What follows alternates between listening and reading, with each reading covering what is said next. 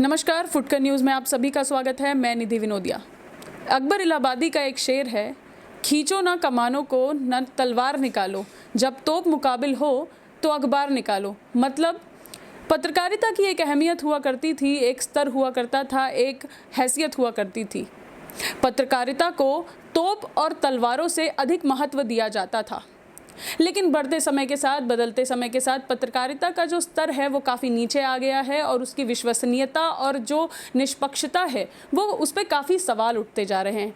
आज इन्हीं विषयों पर बात करने के लिए हमारे साथ हैं वरिष्ठ पत्रकार और पूर्व सूचना आयुक्त श्री अरविंद सिंह बिष्ट, जिन्होंने 3 दशकों तक अकेले टाइम्स ऑफ इंडिया में काम किया और साथ ही साथ वर्ल्ड बैंक में गंगा प्रोजेक्ट पे एज अ कंसल्टेंट भी कार्यरत रहे।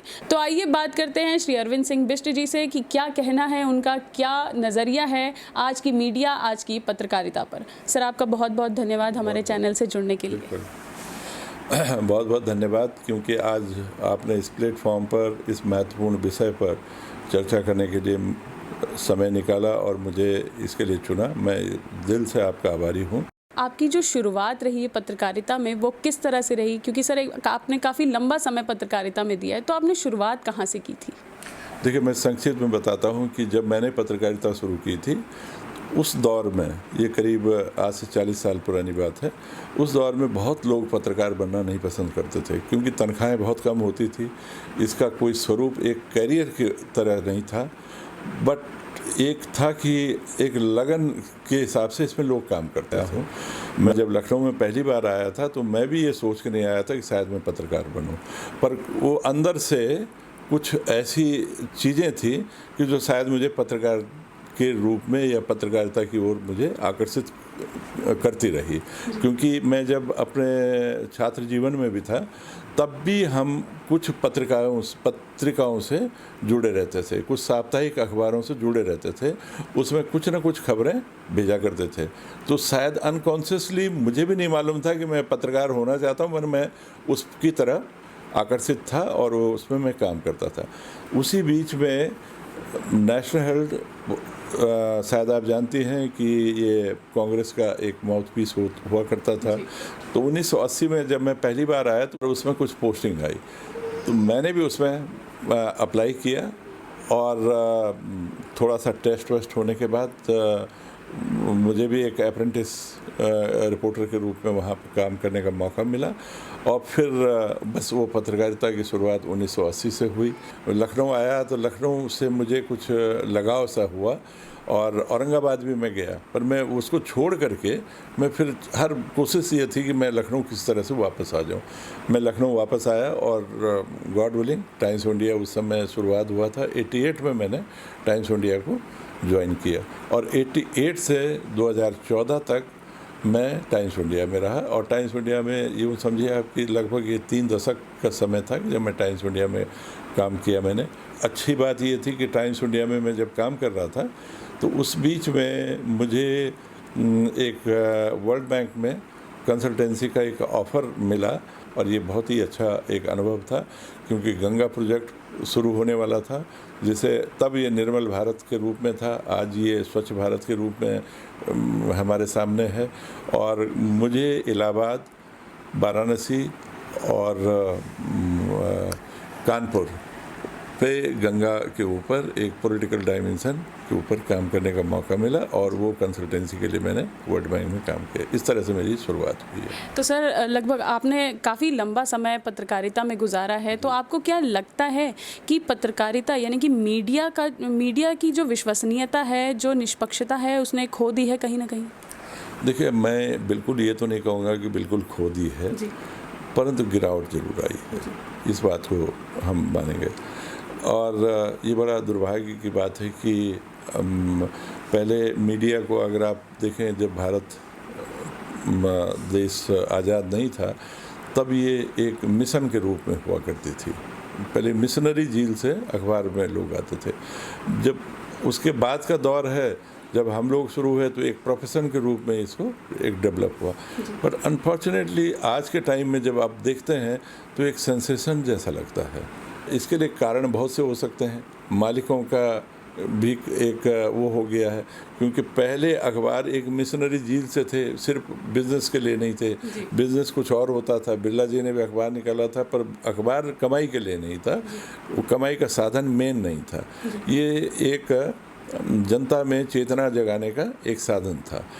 और उन बिरला जी के बिजनेस और थे। हिंदुस्तान जो निकलता था, ये हिंदुस्तान टाइम्स निकलता था, वो किसी और की कमाई से उसको सपोर्ट किया जाता था। वो भी कमाते थे, मगर मेनली अगर वो वहाँ से ना कमाएं तो कुछ और बिजनेस से उनको सपोर्ट करते। पर आजकल ये प्योरली एक बिजनेस मॉडल हो गया।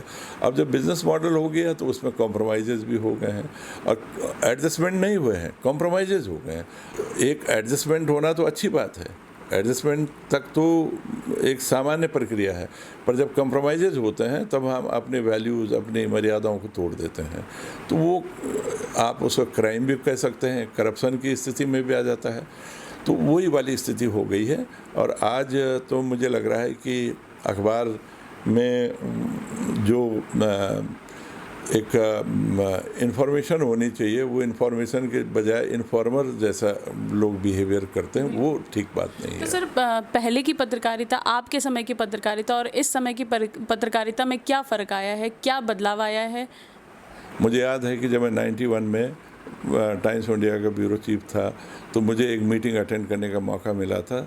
समीर जैन साहब जो टाइम्स ऑफ इंडिया के वाइस चेयरमैन हैं, वो उसको एड्रेस कर रहे थे और उन्होंने पहली बार ये बात कही थी कि न्यूज़ पेपर भी जो है एक ब्रांड है।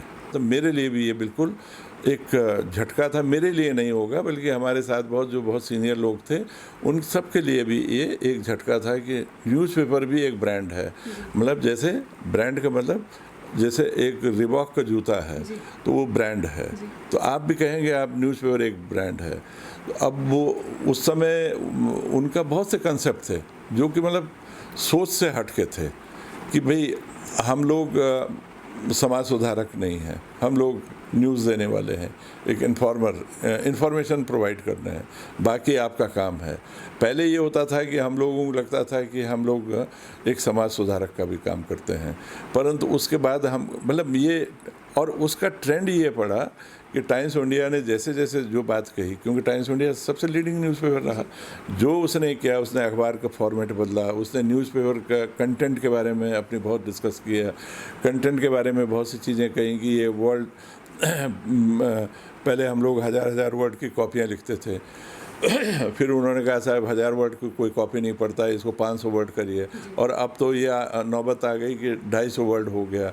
फिर उसमें कंसेप्ट आया कि साहब फ्लावरी कॉपीज़ होनी चाहिए, फील हैप्पी फैक्टर होना चाहिए, इस तरह की कॉपीज़ पर ज़्यादा ध्यान दिया जाने लगा। पहले ये होता था कि जर्नलिज्म का मतलब serious writing, investigative writing, incision होता था, पेनिट्रेशन होता था, पर अब जब से ये आया कि साहब हम इंफॉर्मेशन सेल कर रहे हैं, we are putting information before the people, उनका काम है रिएक्ट करने का, तो वो इन्फॉर्मेशन का मतलब ये हो गया कि हम इन्फॉर्मेशन दे रहे हैं, हम इसमें अपना कोई परसेप्शन नहीं दे रहे हैं। सर, कहीं ना कहीं पत्रकार जो है वो कुछ अपने आप को पीछे खींच लेता है इन्हीं डर से कि कहीं ना कहीं उसकी जान पे ना बात आ जाए। देखिए, अब क्या जान पे आएगी? पहले तो आज़ादी के टाइम पर जान पे नहीं आई। भाई गणेश शंकर विद्यार्थी जी भी थे, अटल जी भी पत्रकारी थे, ज़्यादातर बड़े राजनेता जो भी रहे वो ब्रिटिश एम्पायर से ज़्यादा खतरा थोड़ी रहा होगा। अगर आज हमारी अपनी सरकार में लोगों की जान पर खतरा आता है तो इसका मतलब सरकारें भी खुद दोषी हैं उसमें, सरकार भी उसमें मतलब उनकी नीयत साफ नहीं है। पहले 4 अखबार होते थे, आज लाखों वर्ड्स का बम्बार्डमेंट होता है। जैसे आप सुबह उठते हैं, सोशल मीडिया आज इतना ज़्यादा हो गया, टेलीविज़न का चैनल आप इतना ज़्यादा खबरें देखते हैं, व्हाट्सएप पर इतने मैसेजेस आते हैं, बट हो क्या रहा है एट द एंड? जब शाम होती है तो आपको कितनी चीज़ें याद रहती हैं? बहुत अच्छे मैसेजेस होते हैं व्हाट्सएप में भी, पर हमारा माइंड रिटेन ही नहीं कर पाता उनको। तो एक्चुअली इसको कहते हैं ना कि अबंडेंस ऑफ इन्फॉर्मेशन हो गई, इतनी इन्फॉर्मेशन की प्रचुरता हो गई है और हर एक आदमी के पास सूचना, अब वो गलत है या सही है इसका कोई ख्याल नहीं कर रहा है ना, पर सूचना देनी है जहाँ से मिला है।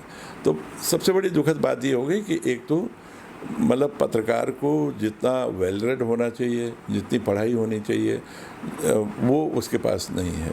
और उसके लिए सीधी सीधी बात यह है कि उसको तनख्वाहें भी बहुत कम मिल रही हैं। अब आज ये हो गया पत्रकारिता में भी, जब आप तनख्वाहें कम दोगे उनको तो बेचारे वो रिपोर्टर भी क्या करेगा।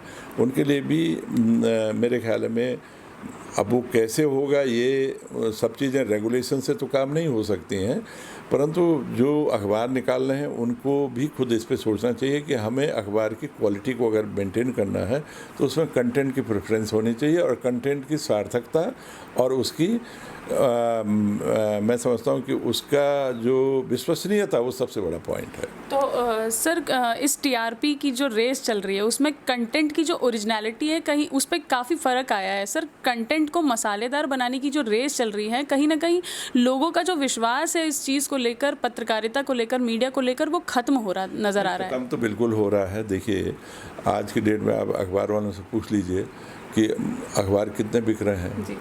उनका सेल पे बहुत असर पड़ गया है। मैं समझता हूँ टाइम्स ऑफ इंडिया जैसा अखबार, जो कि जब अखबार एक बार प्रेस से निकलता था और जितना वो अपने वेंडर्स को दे देते थे वापस, मतलब अनसोल्ड वापस नहीं लेते थे, मगर आज की डेट में टाइम्स ऑफ इंडिया जैसा अखबार भी जो है अनसोल्ड पेपर वापस लेने के लिए मजबूर होगा। जो हिंदी के बड़े अखबार हैं वो भी अनसोल्ड पेपर्स वापस ले रहे हैं, क्योंकि लोग खरीद नहीं रहे हैं। खरीद क्यों नहीं रहे हैं? क्योंकि आप कब तक लोगों को यार मतलब कब तक सेंसेशनलिज्म को आप बेचते रहोगे? After people are fed up. मैंने खुद देखा है, मेरे ऊपर ही कुछ ना कुछ लिख दिया। मैं जब सूचना आयुक्त था तब भी बिना पूछे हुए आप किसी के कहने पे खबर छाप देते थे। भाई आपको ऐसी क्या वो बात है कि आप पूछ नहीं सकते थे कि ये खबर सच है या नहीं है, या आप उस खबर के बारे में पता नहीं कर सकते हैं, आप जो मर्जी लिख देते हैं। तो ये हॉरिबल सिचुएशन है। ये ऐसा पत्रकारिता का एक बहुत बड़ा काम है, जो बहुत जिम्मेदारी का काम है, उस और विश्वसनीयता का काम है। आप लिखें जरूर जहाँ गड़बड़ हो रहा है, मगर वो सारी चीज़ें सार्थकता और कंटेंट की वेरिफिकेशन के बाद ही उसको छापा जाना चाहिए। हाँ। सर खबर देने वाले यानी कि जो न्यूज़ रिपोर्टर्स होते हैं, खबर देने वाले और खबर पढ़ने या सुनने वाले जो हैं, उनके बीच कहीं ना कहीं जो रिश्ता है वो टूट रहा है कि या सर शिक्षा की तरह जो पत्रकारिता है वो भी एक तरह का बिजनेस बनता जा रहा है? देखिए वो तो मैंने पहले ही कहा ना कि पहले जो था एक मिशन था जी। अब ये बिजनेस मॉडल हो गया है ना। अब आप प्रॉफिट एंड लॉस पे भी सोचते हैं। अब आप सोचते हैं कि मेरा 200 करोड़ रुपए का एडवर्टीजमेंट आया कि नहीं आया। अब आप एडवर्टीजमेंट लेने के लिए भी सेंसेशनलिज्म क्रिएट कर रहे हैं। तो देखिए बात क्या है कि पहले पत्रकारिता का बहुत एक स्तंभ था। अब पत्रकारिता में चाहे वो रिपोर्टर, हमने भी वो वक्त देखा है जब बहुत ज़्यादा रिस्पेक्ट होती थी। आज की डेट में वो रिस्पेक्ट भी नहीं रह गई। और अब क्या कारण है, इसको विचार करने का, मंथन करने का सबके लिए एक चैलेंज है ये। बहुत बहुत धन्यवाद सर। तो आज हमने आपकी मुलाकात करवाई श्री अरविंद सिंह बिष्ट जी से। ऐसे ही अन्य हस्तियों से आपकी मुलाकात करवाएंगे फुटकर न्यूज़ पर। देखते रहिए हमारा चैनल, लाइक शेयर सब्सक्राइब करें और बेल आइकन दबाना ना भूलें। नमस्कार।